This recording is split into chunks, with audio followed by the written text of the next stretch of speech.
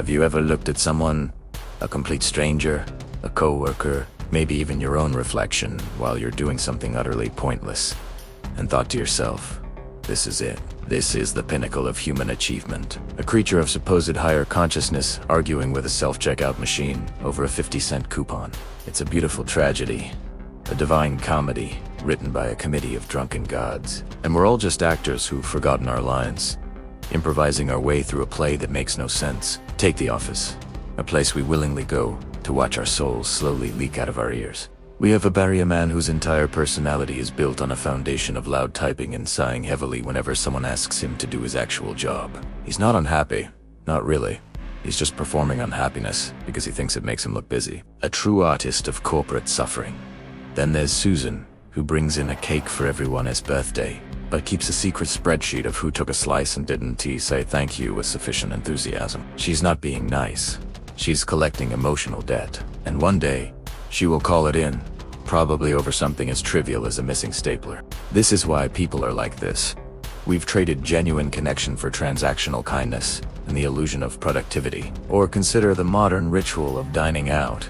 You're not just eating food, you're curating an experience for an audience of people you barely know. The phone eats first, always. You contort your body into unnatural positions to get the perfect overhead shot of your avocado toast, applying a filter that makes it look like it was prepared on the surface of the sun. The food is cold by the time you finally take a bite, but it doesn't matter. The memory of the meal is less important than the digital proof that you had it. You're not a person. You're a walking, talking advertisement for a life. You're too busy documenting to actually live. We're all just unpaid interns for our own personal brands, desperately seeking validation in the form of little red hearts from people who are also too busy pretending to be happy to notice we re all miserable. And let's not forget the joy of social interaction, that delicate dance of saying things we don't mean to people we don't like. You ask someone how they are, and you pray they don't actually tell you. You just want to hear the word fine so you can move on with your day. It's a verbal handshake, a meaningless gesture to acknowledge each other's existence without having to invest any actual emotion. We've become so terrified of genuine vulnerability that we've wrapped ourselves in layers of irony and sarcasm. We use humor as a shield, a way to say something brutally honest while maintaining plausible deniability. I was just joking, is to modern day get out of jail free card for being a terrible person. We're all comedians in a tragedy of our own making, laughing to keep from screaming.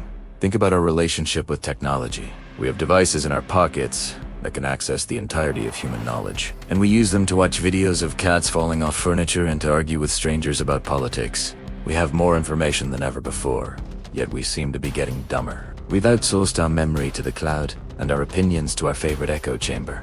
We don't learn. We just confirm our own biases, scrolling through an endless feed of curated outrage that keeps us angry, distracted, and compliant. The machine isn't just in our hands, it's in our heads, and it's feeding on our attention like a digital parasite, leaving us hollowed out and anxious, craving the next notification, the next hit of synthetic validation. Even our attempts at self-improvement are a joke. We buy books we never read, gym memberships we never use, an organic kale that rots in the back of the fridge. It's all part of the performance, the grand spectacle of pretending we're working on ourselves. We're not trying to be better. We're trying to look like we're trying.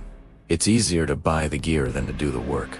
We're drowning in a sea of good intentions and unfulfilled potential, convinced that the next productivity hack, the next self-help guru will be the thing that finally fixes us. But we're not broken. We're just human.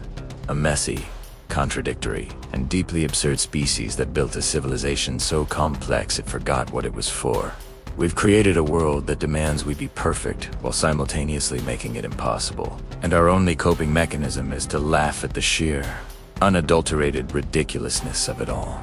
So next time you see someone taking a selfie at a funeral, or a grown man in a business suit riding a child's scooter, or a couple on a date staring at their phones instead of each other, don't get angry, don't despair, just smile and give them a little nod, a silent acknowledgement of our shared insanity. We're all in this together, a planet of aspiring protagonists in a story with no plot, making it up as we go along.